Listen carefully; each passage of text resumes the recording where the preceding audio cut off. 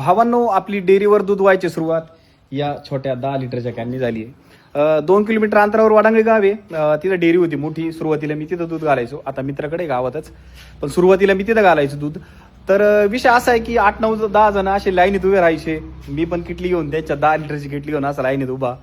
आणि मध्येच 100-150 लिटरवाले दुधावाले यायचे ना, मोठ्या मोठ्या कॅन घेऊन. तर मग मला उत्सुकता लागायची, यार ही मॅनेजमेंट काय असेल, गाई किती असतील.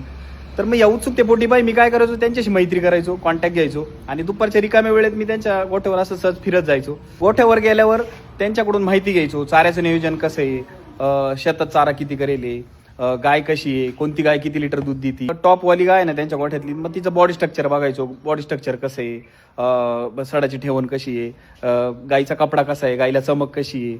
ह्या सगळ्या बारीक निरीक गोष्टी मी अशा बघून घ्यायचो. आणि मग त्याचा फायदा मला असा झाला की जेव्हा मला गाय घ्यायची राहायची तेव्हा मग माझा काय अनुभव आणि अजून एखादा मला अनुभवी माणूस जोडून यायचो आणि मग गाय खरेदी करायचो. त्याच्यामुळे काय व्हायचं, मी गायांमध्ये जास्त फसत नव्हतो.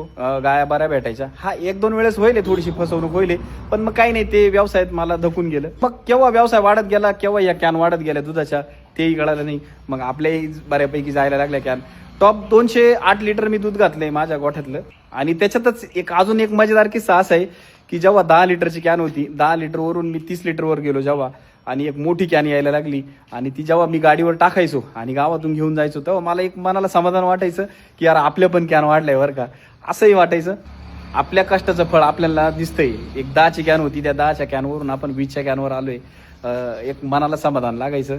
आणि अशा कॅन जेव्हा भरून जायच्या, या गाडीच्या ब्रॅकेटवर ठेवून जायच्या, सुरुवातीला एकदम बरं वाटायचं. कारण आपल्या कष्टाला फळ मिळतंय, आपला व्यवसाय मोठा बनतोय आणि 4 लोक आपल्याला बरं म्हणताय गावातली, कष्ट करू ये, चांगलं केलं, मस्त केलं, व्यवसाय चांगला आहे त्याचा, असं 4 लोक आपल्या बाबतीत म्हणतात ना गावात.